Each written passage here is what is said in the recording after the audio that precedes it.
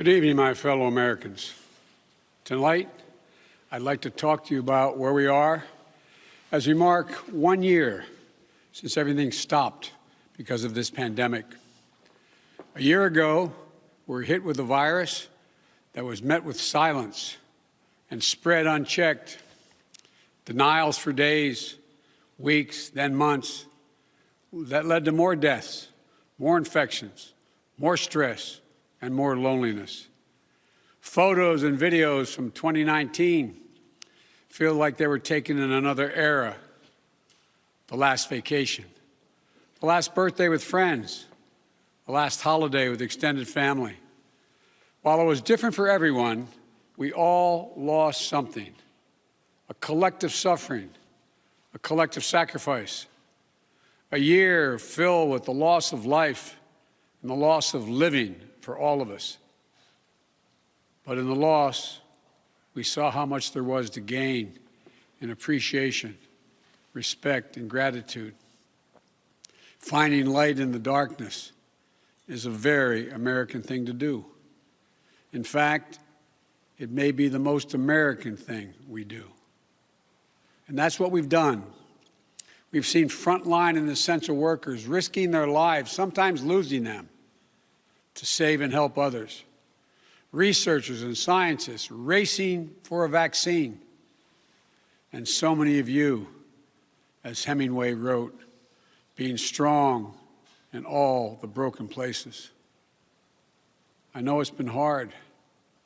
I truly know. As I've told you before, I carry a card in my pocket with the number of Americans who have died from COVID to date. It's on the back of my schedule. As of now, total deaths in America, 527,726. That's more deaths than in World War I, World War II, the Vietnam War, and 9/11 combined.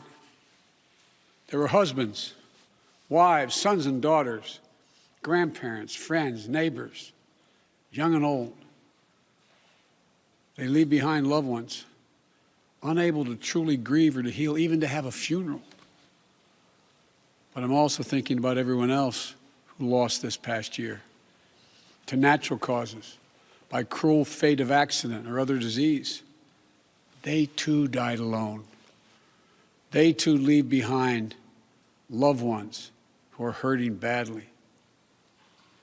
You know, you've often heard me say before, I talk about the longest walk any parent can make is up a short flight of stairs to his child's bedroom to say, I'm sorry, I lost my job. Can't be here anymore. Like my dad told me when he lost his job in Scranton. So many of you have had to make that same walk this past year. You lost your job. You closed your business. Facing eviction, homelessness, hunger, a loss of control, maybe worst of all, a loss of hope. Watching a generation of children who may be set back up to a year or more because they've not been in school because of their loss of learning. It's the details of life that matter the most. And we miss those details, the big details and the small moments. Weddings, birthdays, graduations, all the things that needed to happen, but didn't. The first date, the family reunions, the Sunday night rituals. It's all has exacted a terrible cost on the psyche of so many of us. For we are fundamentally a people who want to be with others, to talk, to laugh, to hug, to hold one another. But this virus has kept us apart. Grandparents haven't seen their children or grandchildren. Parents haven't seen their kids. Kids haven't seen their friends. The things we used to do that always filled us with joy have become things we couldn't do and broke our hearts. Too often, we've turned against one another. A mask, the easiest thing to do to save lives. Sometimes it divides us. States pitted against one another instead of working with each other. Vicious hate crimes against Asian Americans who've been attacked, harassed, blamed, and scapegoated. At this very moment, so many of them are fellow Americans. They're on the front lines of this pandemic trying to save lives. And still, they're forced to live in fear for their lives just walking down streets in America. It's wrong, it's un-American, and it must stop. Look, we know what we need to do to beat this virus. Tell the truth. Follow the scientists and the science. Work together. Put trust and faith in our government to fulfill its most important function, which is protecting the American people. No function more important. We need to remember the government isn't some foreign force in a distant capital. No, it's us, all of us. We, the people. For you and I, that America thrives when we give our hearts, when we turn our hands to common purpose. And right now, my friends, we're doing just that. And I have to say, as your president, I'm grateful to you. Last summer, I was in Philadelphia and I met a small business owner, a woman. I asked her, I said, "What do you need most?" I'll never forget what she said to me. She said, looking me in the eye, she said, "I just want the truth. The truth. Just tell me the truth." Think of that. My fellow Americans, you're owed nothing less than the truth. And for all of you asking when things will get back to normal, here is the truth. The only way to get our lives back, to get our economy back on track, is to beat the virus. You've been hearing me say that for while I was running and the last 50 days I've been president. But this is one of the most complex operations we've ever undertaken as a nation in a long time. That's why I'm using every power I have as President of the United States to put us on a war footing to get the job done. Sounds like hyperbole, but I mean it, a war footing. And thank God we're making some real progress now. In my first full day in office, I outlined for you a comprehensive strategy to beat this pandemic. We've spent every day since attempting to carry it out. 2 months ago, this country didn't have nearly enough vaccine supply to vaccinate all or ever near all of the American public. But soon we will. We've been working with vaccine manufacturers, Pfizer, Moderna, Johnson & Johnson, to manufacture and purchase hundreds of millions of doses of these 3 safe, effective vaccines. And now, at the direction and with the assistance of my administration, Johnson & Johnson is working together with a competitor, Merck, to speed up and increase the capacity to manufacture new Johnson & Johnson vaccine, which is one shot. In fact, just yesterday, I announced, and I met with the CEOs of both companies, I announced our plan to buy an additional 100 million doses of Johnson & Johnson vaccines. These 2 companies, competitors, have come together for the good of the nation, and they should be applauded for it. It's truly a national effort, just like we saw during World War II. Now, because of all the work we've done, we'll have enough vaccine supply for all adults in America by the end of May.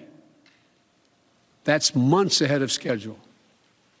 And we're mobilizing thousands of vaccinators to put the vaccine in one's arm, calling active duty military, FEMA, retired doctors and nurses, administrators, and those to administer the shots. And we've been creating more places to get the shots. We've made it possible for you to get a vaccine at nearly any one of 10,000 pharmacies across the country, just like you get your flu shot. We're also working with governors and mayors in red states and blue states to set up and support nearly 600 federally supported vaccination centers that administers hundreds of thousands of shots per day. You can drive up to a stadium or a large parking lot, get your shot, never leave your car, and drive home in less than an hour. We've been sending vaccines to hundreds of community health centers all across America, located in underserved areas. And we've been deploying, and we will deploy more, mobile vehicles and pop-up clinics to meet you where you live so those who are least able to get the vaccine are able to get it. We continue to work on making at-home testing available. And we've been focused on serving people in the hardest-hit communities of this pandemic: Black, Latino, Native American, and rural communities. So what does all this add up to? When I took office 50 days ago, only 8% of the Americans, after months, only 8% of those over the age of 65 had gotten their first vaccination. Today, that number is 65%. Just 14% of Americans over the age of 75 50 days ago had gotten their first shot. Today, that number is well over 70%. With new guidance from the Centers for Disease Control and Prevention, the CDC, that came out on Monday, it means simply this: millions and millions of grandparents who went months without being able to hug their grandkids can now do so. And the more people are fully vaccinated, the CD will continue to provide additional guidance on what you can do in the workplace, places of worship with your friends, as well as travel. When I came into office, you may recall, I set a goal that many of you said was that kind of way over the top. I said I intended to get 100 million shots in people's arms in my first 100 days in office. Tonight, I can say we're not only going to meet that goal, we're going to beat that goal, because we're actually on track to reach this goal of 100 million shots in arms on my 60th day in office. No other country in the world has done this. None. Now, I want to talk about the next steps we're thinking about. First, tonight, I'm announcing that I will direct all states, tribes, and territories to make all adults, people 18 and over, eligible to be vaccinated no later than May 1. Let me say that again. All adult Americans will be eligible to get a vaccine no later than May 1. That's much earlier than expected. Let me be clear. That doesn't mean everyone's going to have that shot immediately, but it means you'll be able to get in line beginning May 1. Every adult will be eligible to get their shot. And to do this, we're going to go from 1 million shots a day that I promised in December, before I was sworn in, to beating our current pace of 2 million shots a day, outpacing the rest of the world. Secondly, at the time when every adult is eligible in May, we will launch, with our partners, new tools to make it easier for you to find the vaccine and where to get the shot, including a new website that will help you first find the place to get vaccinated and the one nearest you. No more searching day and night for an appointment for you and your loved ones. Thirdly, with the passage of the American Rescue Plan, and I thank again the House and Senate for passing it, and my announcement last month of a plan to vaccinate teachers and school staff, including bus drivers, we can accelerate massive nationwide effort to reopen our schools safely and meet my goal that I stated at the same time, about 100 million shots, of opening a majority of K through 8 schools in my first 100 days in office. This is going to be the #1 priority of my new Secretary of Education, Miguel Cardona. Fourth, in the coming weeks, we will issue further guidance on what you can and cannot do once fully vaccinated, to lessen the confusion, to keep people safe, and encourage more people to get vaccinated. And finally, fifth, and maybe most importantly, I promise I will do everything in my power. I will not relent until we beat this virus. But I need you, the American people. I need you. I need every American to do their part. And that's not hyperbole. I need you. I need you to get vaccinated when it's your turn and when you can find an opportunity. And to help your family, your friends, your neighbors get vaccinated as well. Because here's the point.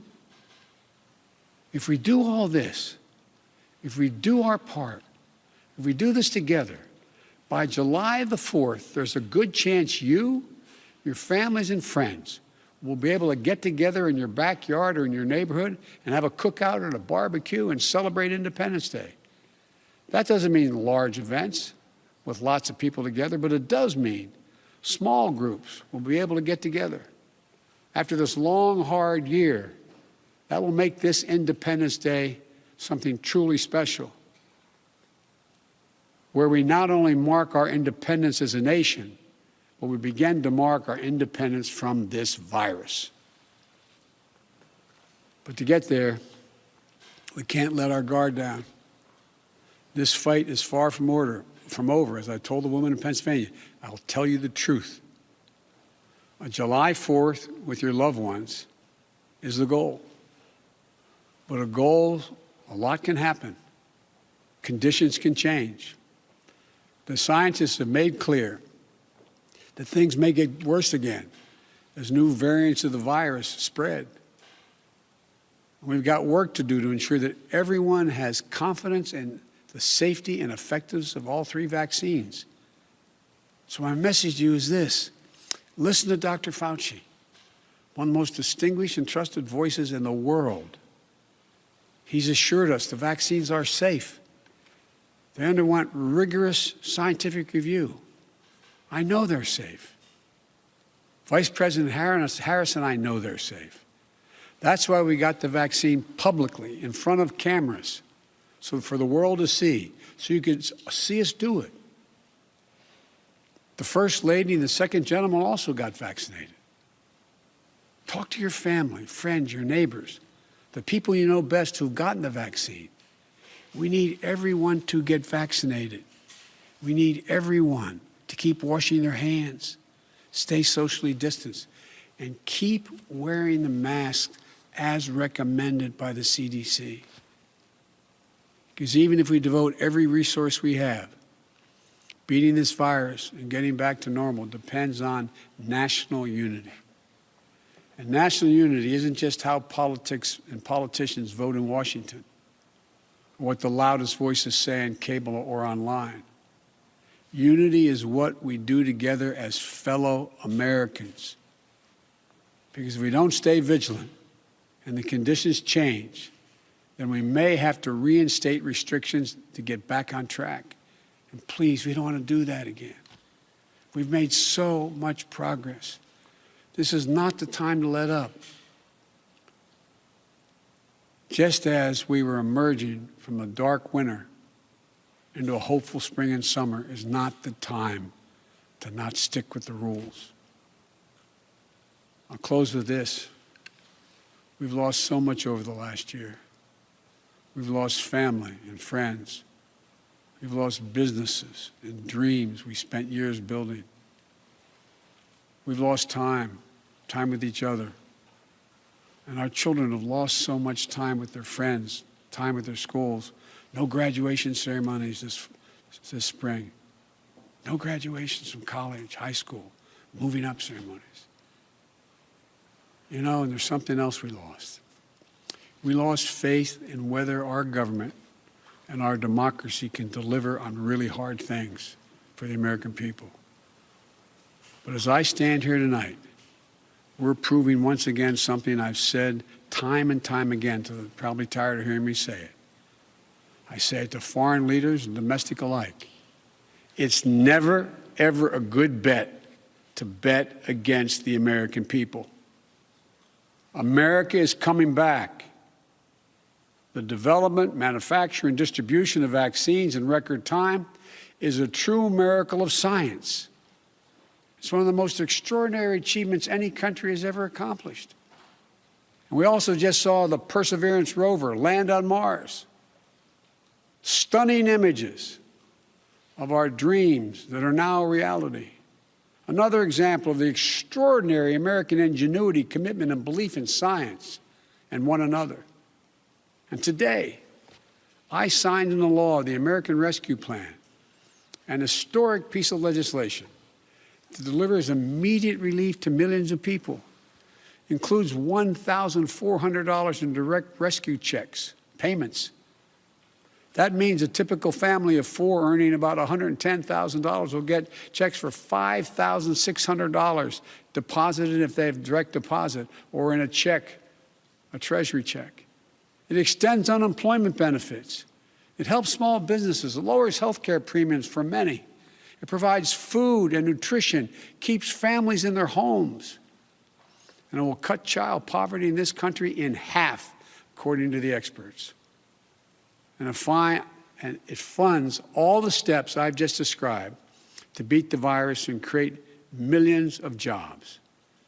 In the coming weeks and months, I'll be traveling along with the First Lady, the Vice President, the Second Gentleman, members of my cabinet, to speak directly to you, to tell you the truth about how the American Rescue Plan meets the moment.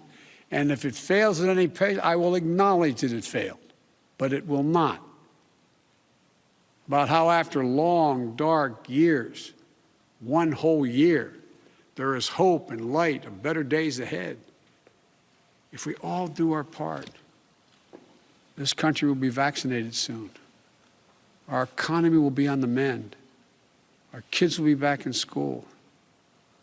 And we'll have proven once again that this country can do anything, hard things, big things, important things. Over a year ago, no one could have imagined what we were about to go through. But now, we're coming through it. And it's a shared experience that binds us together as a nation. We are bound together by the loss and the pain of the days that have gone by. We're also bound together by the hope and the possibilities of the days in front of us. My fervent prayer for our country is that after all we've been through, we'll come together as one people, one nation, one America. I believe we can and we will. We're seizing this moment, and history, I believe, will record. We faced and overcame one of the toughest and darkest periods in this nation's history, darkest we've ever known. I promise you, we'll come out stronger with a renewed faith in ourselves, a renewed commitment to one another, to our communities and to our country. This is the United States of America. And there's nothing, from the bottom of my heart I believe this, there's nothing we can't do when we do it together. So God bless you all. And please, God, give solace to all those people who lost someone. And may God protect our troops. Thank you for taking the time to listen. I look forward to seeing you.